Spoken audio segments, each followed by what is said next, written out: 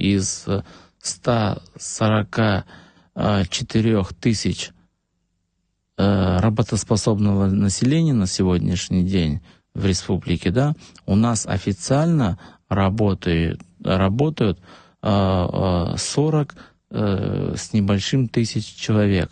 Вот. Получается еще 104 тысячи человек, которые работают. Конечно, они работают, чем-то занимаются. Тем не менее, но они у нас пока не участвуют в формировании бюджета фонда, в отчислениях, нету этих людей. Вот вы представляете, вот у нас 50 тысяч получателей пенсии, пособия, доплат. Через пенсионный фонд мы на сегодняшний день финансируем.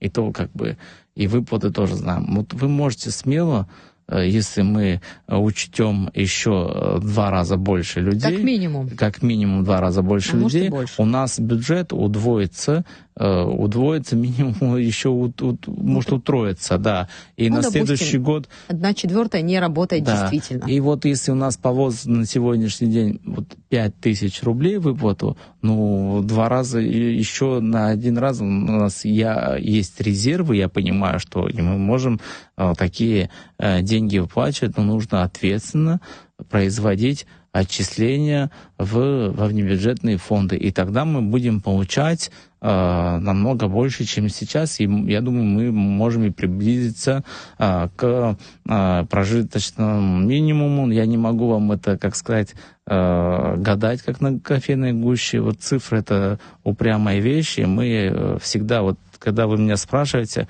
в следующем году каким категориям будете увеличивать, насколько, я не могу вам точно на это ответить и не буду браться. Мы подытожим за первое полугодие, и мы после этого мы будем вносить предложения в Кабинет министров, естественно, в парламент, президенту, и уже рассчитывать, что мы на эту сумму мы можем столько...